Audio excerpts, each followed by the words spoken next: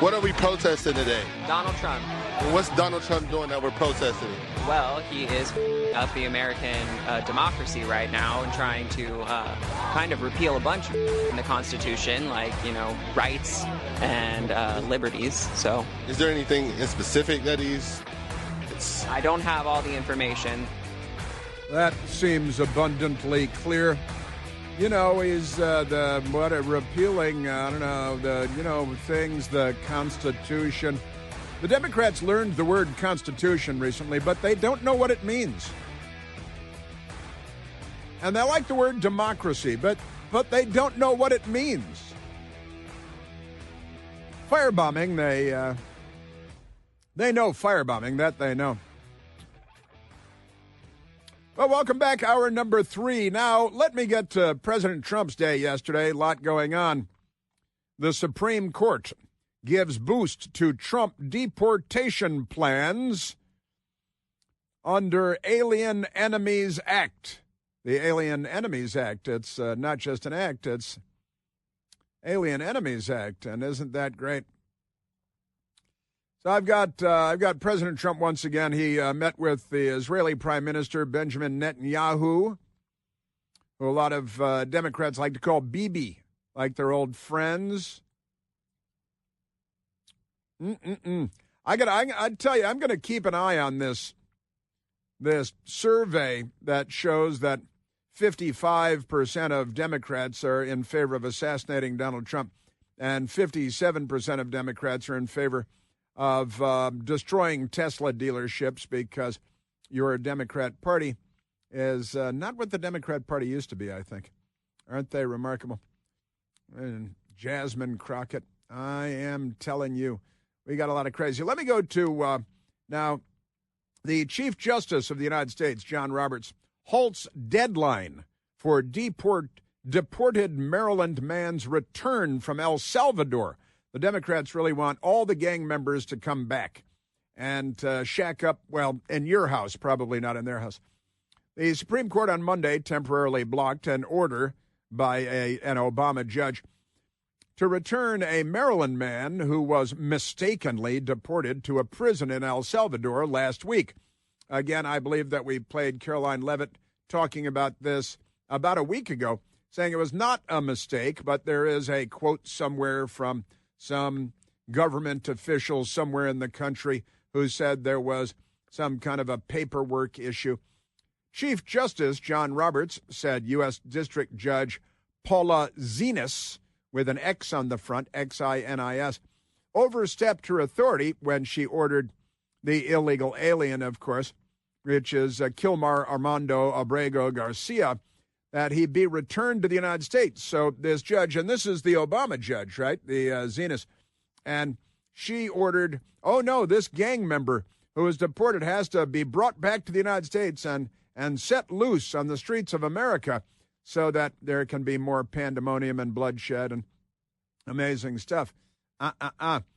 Now, the Trump administration, some random person, said Abrego Garcia should not have been sent to El Salvador because an immigration judge found he likely would face persecution by local gangs in El Salvador. That's why we don't want a whole lot more Salvadoran gang activity here in the United States, but the Democrats do. We, people that like America, we don't want more of that, but they do. And this is kind of a, Zenas, the Obama judge, gave the administration, the Trump administration, until just before midnight to facilitate and effectuate Abrego Garcia's return to the United States because, she's a judge and she's got power, so she's going to abuse it. Kind of an amazing story. But the Chief Justice of the United States, John Roberts, said, no, I don't think that you can order the administration to go retrieve this illegal alien gang member that was deported and all of that good stuff. Now, completely nuts, the Supreme Court stepping in, and there is more from the Supreme Court yesterday as well. But right now, let me go to, because they said, oh, you can use the this Aliens Act to, oh, no, it's only for wartime. Well, how many millions of illegal aliens have to come in at the same time for it to be thought of as a wartime-like situation? Got to say, the Democrat Party. Now, let me go to President Trump yesterday, soundbite number 1. President Trump at the White House with Benjamin Netanyahu, the Israeli prime minister, who is on the side of civilization and is fighting for civilization and fighting for their very existence in Israel. The Democrat Party chants from the river to the sea, which is the chant of Hamas, a genocidal terrorist organization. But the remarkable stories just keep rolling in. Got to say, now let's go. President Trump with Benjamin Netanyahu at the White House, and he was talking about Iran in this case, which has received billions of dollars thanks to Joe Biden and the Democrat Party, and they in turn fund the Houthis in Yemen.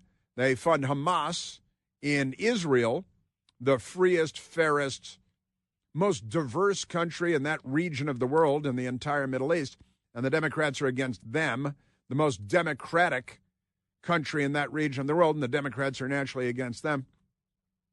And the Iranians support Hezbollah and Lebanon as well. So Hezbollah, Hamas, the Houthis, and the Democrats.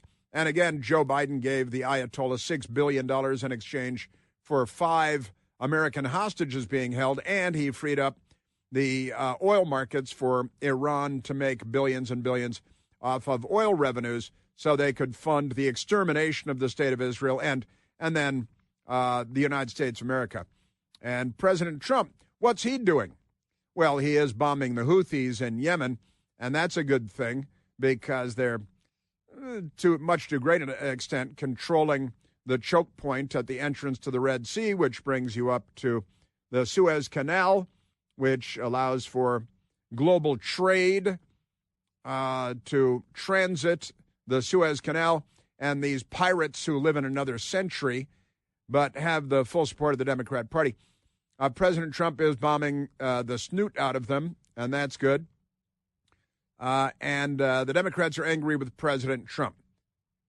Now, again, Barack Obama bombed and used the U.S. military to attack 8 different Muslim countries when Barack Obama was president, and he got the Nobel Peace Prize, which is like a punchline at this point.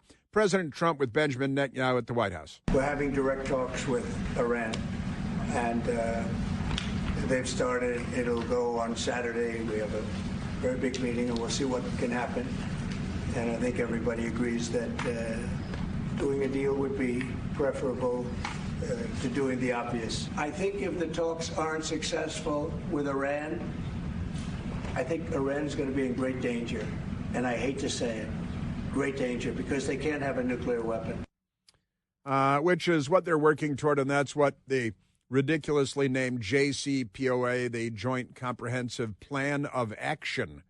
They called it the Joint Comprehensive Plan of Action, and then they abbreviated it to JCPOA because Democrats all have severe brain damage in the 21st century.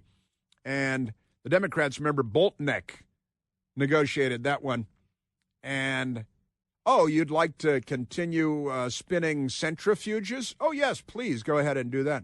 Oh, they're doing it for medical reasons and for energy. Yeah, because that's what they're known for. And, oh, so you can spin centrifuges. You can enrich uranium.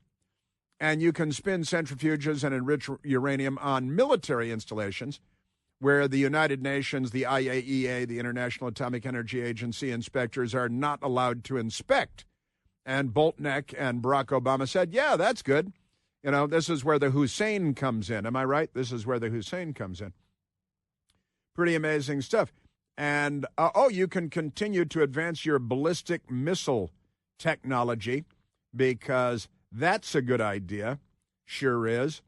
Just amazing. Now, the Iranian foreign minister, Syed Abbas Araghchi, he posted on Twitter, Iran and the United States will meet in Oman on Saturday for indirect high-level talks Well, if they're high-level talks in Oman, I think those are direct talks. I don't think indirect is the right word in this context. The foreign minister in Iran, Aragachi, continues, "It is as much an opportunity as it is a test. The ball is in America's court. Leave our ball out of this, you guys. I got to tell you." So the Iranians are playing games, but President Trump is not. And what they're planning on doing is slow-rolling the United States, as they were successful in doing with Barack Obama, who really wants Iran to have nuclear weapons and ballistic missiles. Every time they launch a ballistic missile, they write on the nose cone, "Death to America," or "Death to Israel," "Death to the Jews," "Death to everybody." Of course, the Democrat Party, they're kind of the death to everybody party, too. But there are discussions going on between the United States and Iran about their nuclear weapons development and presumably their ballistic missile development. President Trump not in favor of enriching uranium, spinning centrifuges, having nuclear facilities that are off limits to inspectors. President Trump not in favor of them advancing their ballistic missile technology. But the Democrats are in favor of all that because they're the party of war, after all. They certainly are. So President Trump says U.S. is holding nuclear talks with Iran in surprise announcement was the headline from yesterday when President Trump was meeting with Netanyahu at the White House and talking to the press, unlike what Joe Biden did. Now, President Trump with Netanyahu at the White House talking about the Gaza, which is such a nice place. It had more than 25 miles of Mediterranean seafront beaches. And what have they turned them into? President Trump is still pushing. He's thinking, hey, a bunch of Arab countries can take a bunch of Palestinians, and we can turn this beep hole into a nice place that people would want to go to. I think it's something that we would be involved in, but, having a peace force like the United States there controlling and owning the Gaza Strip would be a good thing. And if you take the people, the Palestinians, and move them around to different countries, and you have plenty of countries that will do that, and you really have a freedom zone. You call it the freedom zone, a free zone, a zone where people aren't going to be killed every day. That's a hell of a place. Yeah, we should do that with Washington, D.C., too. What do you think? We could warm up on Washington, D.C. Isn't that amazing? And again, containing and moving a bunch of them to other countries. Now, they live in the freest, fairest part of the Arab world, but God knows they don't want that. And the Democrats, they don't want that either. They're not exactly the freedom people, are they? Wah, wah, wah. Hands off the kids. So they had this hands-off rally. Hands off the kids. All right, let's go because the Secretary of the Department of the Treasury was also on the television yesterday. And he's talking about trade. President Trump's tariffs have the Democrats really spun up.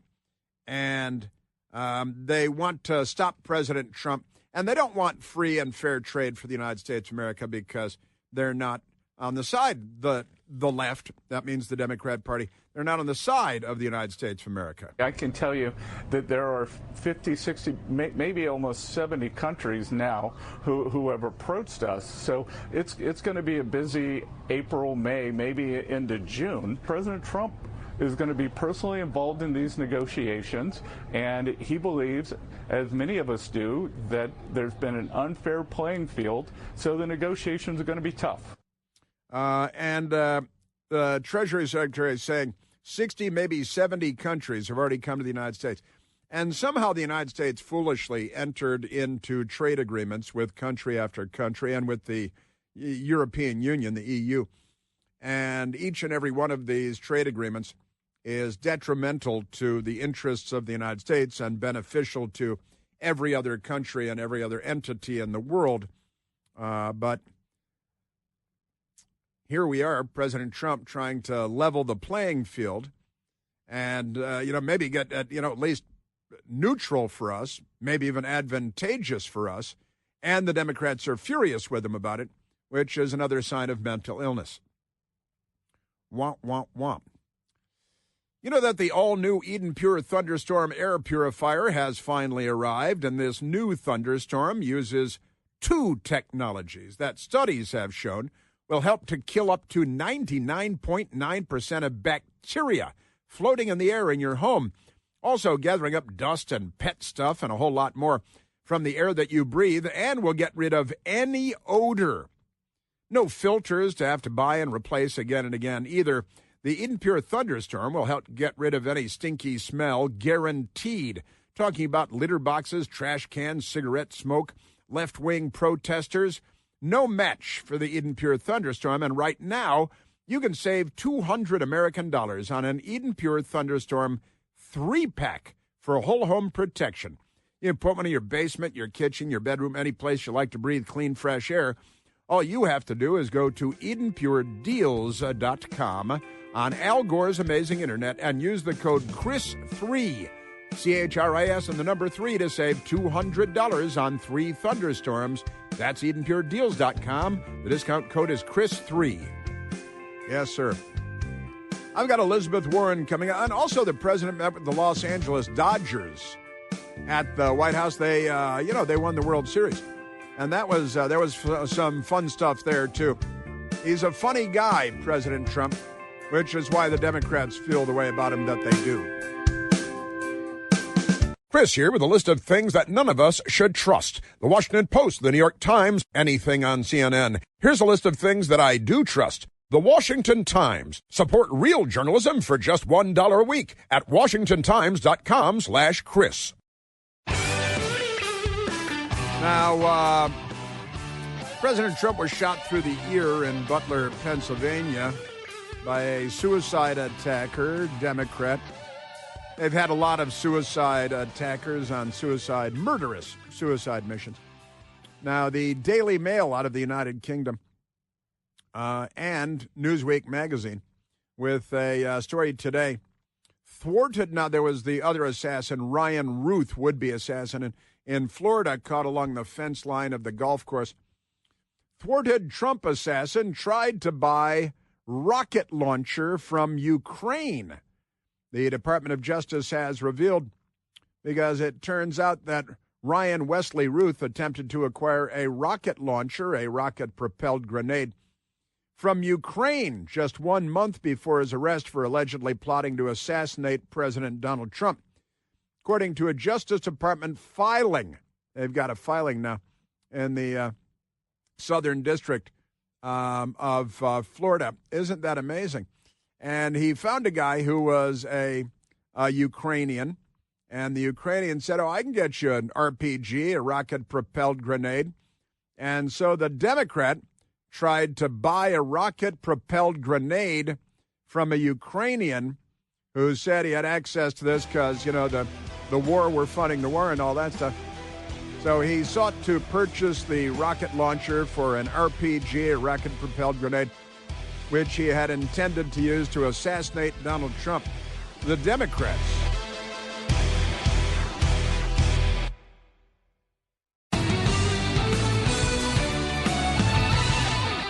Yeah, this story, I tell you, the Daily Mail has the story, and the New York Times doesn't, and CNN doesn't.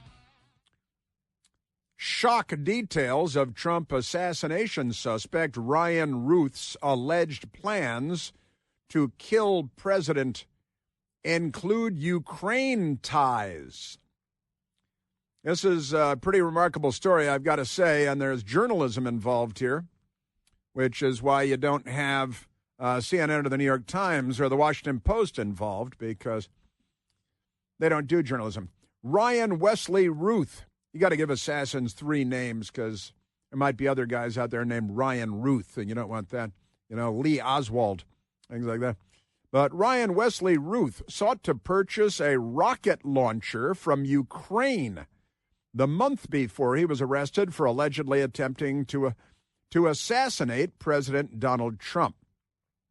The alleged would-be assassin, he hasn't been convicted yet, was corresponding on an encrypted messaging app with someone he believed to be a Ukrainian with access to military weapons, a Justice Department filing in the Southern District of Florida claims. Now, I got to say, if he's using an encrypted app to communicate with a Ukrainian with ties to the military. Do we have an intelligence community that might have stumbled upon this, that eavesdrops, and we spy? There's a hearing on Capitol Hill today. We spy on the American people all over the place. Apparently, we should be spying on Ukrainians that we're funneling a couple of $100 billion in cash and weapons to.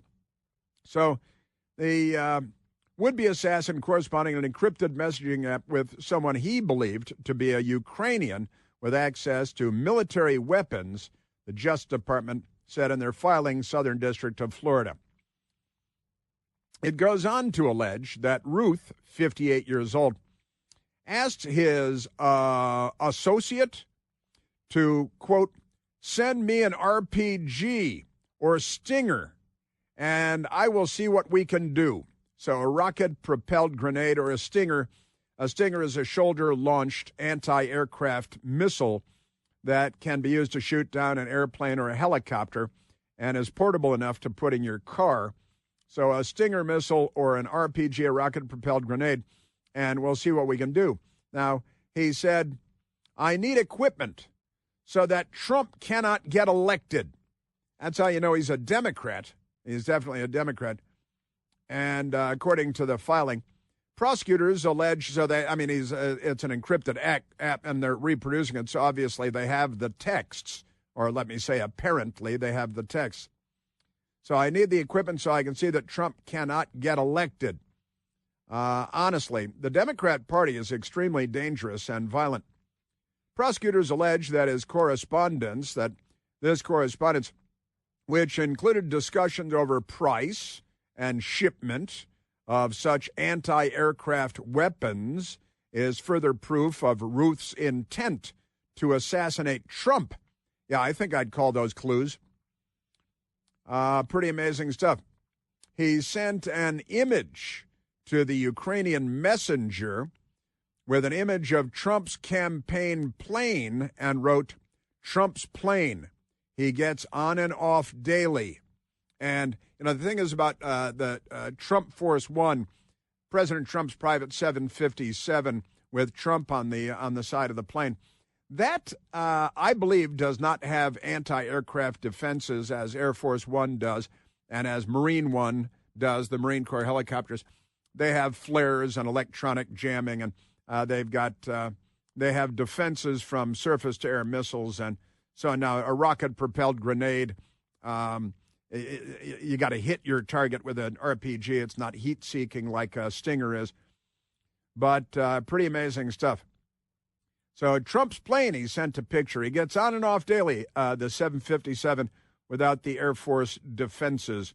Meanwhile, Ruth's attorneys, he's got a team of attorneys, they're Democrats, no doubt, working to get a judge to prevent the most crucial eyewitness accounts from being included in the trial on his alleged assassination attempt against Trump. Just amazing stuff. So, and a rocket-propelled grenade or a Stinger missile and a guy in Ukraine using an encrypted app. And somehow they didn't stop him until a passerby a Secret Service agent, I believe in a golf cart, going ahead of President Trump while he was golfing on one of his own golf courses in West Palm Beach, Florida. The September 14th, 2024, a witness identified as TCM saw a disheveled-looking man jump out of the bushes outside of the Trump golf course in West Palm Beach, Florida, and flee in a black Nissan after shots rang out. Just remarkable stuff, and the Secret Service was doing a good job that day, that's for sure. Ruth was arrested about an hour after the witness relayed what he saw while driving to a furniture store that day. He was going to the furniture store. Otherwise, who knows what might have happened. But the Secret Service agent on the golf course also spotted the rifle barrel coming through the fence line and the hedge of bushes there. That's your Democrat Party. These are dangerous times we're in, very dangerous times, no doubt. No doubt about it. I am telling you. And this is another development, kind of fun. Greg Price, and let me go to this one. Just in from Kyle Cheney. The Federal Appeals Court in Washington, D.C. has upheld the White House's decision to outsource press credentialing to the Senate Daily Press Gallery. Sure. Journalist Simon Abita claims that his denial of a hard pass to the White House violates the First Amendment, is denied. So Simon Abita said, I've got a First Amendment right to a White House pass. They call it a hard pass because it is a hard plastic credential. And you have your picture on the front. There's a computer chip in there, and you use it to swipe when you go into the White House through the various gates there. But Simon Abita said that he's got a First Amendment right to a White House pass. And the Federal Appeals Court in Washington, D.C. upheld the White House's position. And that is probably a good thing, too. So in sum, the court said, we conclude that the White House hard pass policy does not violate the First Amendment. Assuming that Abita's loss of preferential access to the press area implicates the First Amendment at all, his rights have not been impermissibly burdened because the White House's reliance on an outside credentialing body, the Senate Gallery where they credential you for passes on Capitol Hill. The White House's reliance on an outside credentialing body is both reasonable and viewpoint neutral. So you got these, they're always lefties, of course, suing the White House, challenging the White House because I've got a First Amendment right. I'm a journalist. So every journalist in the country has the same right to a White House pass. It doesn't actually work that way. Remarkable stuff. The courts, and of course everything ends up in the courts because the Democrats, you know how they are. Yes, sir. Also, I barely got into it yesterday. I did touch on it, but in Great Britain, the United Kingdom, they had their National Billiards Championship, shooting pool, pool championship for women. And you'll never guess what happened. They had 16 women in the competition, but 2 of them were men. They dress like women, and they say, call me a woman. 2 of them were men, and the 2 men eliminated the 14 women and became the 2 leading competitors in the women's pool championship in the United Kingdom. And the final for the championship was down to the 2 men who say that they're women, but they aren't. And you won't be surprised to learn that one of the men won because it was down to 2 men competing for the women's championship, and the Democrat Party is just fine with that's them. And in Great Britain, it's the liberals, not the Democratic Party. But this gender stuff is completely mental. Speaking of mental gender stuff, Elizabeth Warren, we have Senator Elizabeth Warren. She pretended to be an Indian for decades and was promoted through her career as an academic, a funny academic at Harvard. And, she's our Native American. They'd trot her out at luncheons and things. Oh, yes, she's a Cherokee Indian. No, she's not. And then she got a 23andMe test or something like that. But Elizabeth Warren went on MSDNC with Jen Psaki, who was given $1 million job at MSNBC after being the Democrat Party's liar at the White House for Joe Biden, with her gasoline-colored hair and all that good stuff. And they're trying to undermine President Trump, of course, because they're political hacks, and they don't think that President Trump has the authority. They don't really care whether he does or not. They just want to undermine, to impose tariffs on countries just because we have really bad trade agreements with those countries, from Canada and Mexico to Japan and South Korea and the European Union, which isn't a country but a coalition of countries. Elizabeth Warren on MSDNC. Right now, we've got every Democrat lined up saying we are ready to declare we are not in an emergency. We are not at war with France, with Canada, with Italy. Can we just go through the whole list with Japan, with South Korea? We are not. And if a handful of Republicans will join us, we have the power to put a stop to this tariff catastrophe that Donald Trump is putting in place and pulling our economy into a ditch. Now, that is their hope. That is their sincere hope. They don't want fair trade for the United States. They want the United States to be fiscally, economically, on the losing end of every trade agreement that we have with every allied country and every other country, Communist China, which is an allied country for the Democrat Party. Just ask the Biden family, the whole Biden family. But these ridiculous people, now we have the European Union has stepped up and said that they want to negotiate zero tariffs with the United States because there are tariffs on everything we want to sell in European Union countries, and they're very expensive tariffs, and they make a great many things made in the United States less appealing to consumers in European Union countries. European Union is now saying, well, we want to sit down with the United States and negotiate more agreeable terms when it comes to tariffs because the United States is being ripped off because somebody negotiated a bad deal with the European Union. Some American leaders negotiated a bad deal with the European Union. And the European Union was talking about, possible retaliation. Now they're like, well, let's talk. Let's see. Maybe there should be no tariffs on the United States and no tariffs on us. What about that? Mexico, no retaliation whatsoever. And that's good. China is talking about retaliating. Well, they did retaliate with new tariffs on the United States of 34%. President Trump is telling them, you will drop that, or I will add 50% tariffs onto everything we buy from China.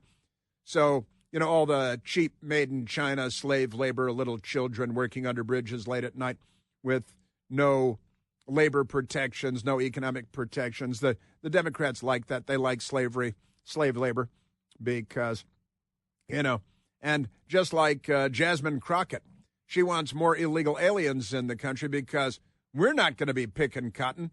So that means she wants illegal aliens picking cotton in the United States, even though nobody picks cotton by hand anymore. We have these giant combines made by, the patriarchy. We done picking cotton. Yeah, you're right. And neither are illegal aliens, but your mental illness is noted, and then we move on. So China retaliated. President Trump is saying, well, you want to do that? We'll put 50% tariffs on top of tariffs we already have in place with China. Canada, they retaliated, and then a new tariff for them, 25%. Now they're talking, in fact, one of their premiers, Ford, which is like a governor, he's talking about, well, we should have zero tariffs with the United States. Japan has come to the United States, and they're negotiating with the Trump White House. Vietnam offered concessions, very, very good. South Korea negotiating with the Trump White House. Taiwan offered concessions. India offered concessions. The United Kingdom is saying, hey, let's sit down and negotiate with the Trump White House. Switzerland, not a major actor in this scene, trying to negotiate with the Trump White House. Thailand offered concessions. Malaysia trying to negotiate with the Trump White House. Singapore trying to negotiate. Brazil trying to negotiate. Indonesia offered concessions. Israel offered concessions. Colombia trying to negotiate. Turkey trying to negotiate. Australia trying to negotiate. So President Trump is winning all of this. But if you listen to Elizabeth Warren, who is not a Native American, she's trying to sink our battleship. And the Democrats are like, well, it'll hurt the country, but at least it'll hurt Trump. They don't care about the country. They care about political power. And if it hurts the country and all of us economically, the Democrat Party doesn't give a flying hoot They just want damage to be done so they can blame Trump for it. Isn't that amazing? Man, oh man.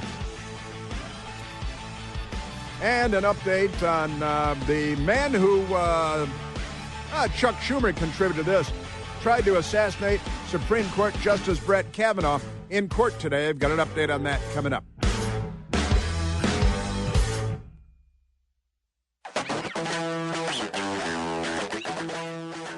All right, now it seems to be a theme, and I think I apologize, but it is the news today. Story from the Associated Press. California man arrested near Justice Kavanaugh's home with a gun pleads guilty to attempted murder. Well, another mystery solved, huh? And this just broke a short time ago. U.S. District Judge Deborah Boardman, she is a Biden appointee, is scheduled to sentence Roski on October 3rd. The gears of justice turn slowly. Prosecutors say federal sentencing guidelines call for a term of 30 years to life in prison. But with a Biden appointee, don't count on that. Now, here's what he wrote on an encrypted app. Just like the guy that wanted the rocket-propelled grenade or a Stinger missile to assassinate Donald Trump. And the polling shows that a majority of Democrats are in favor of that. He wrote, killing one judge could change the decisions of the 9-member court for decades to come. Roski wrote over an encrypted messaging platform to another user in May 2022. Roski added, I'm shooting for 3, because he was planning on assassinating 3 Supreme Court justices. Sure. And during his plea hearing, Roski told the judge he was being treated in jail for an unspecified mental illness. Yeah, he's a Democrat. Are you thinking clearly? The Democrat Biden judge said. I believe so, he said. I wonder if he voted in prison. I bet the Democrats got him a vote. Roski saved a map on his Google account that contained the locations and pin markings on 3 Supreme Court justices, including Maryland and Virginia. Democrats.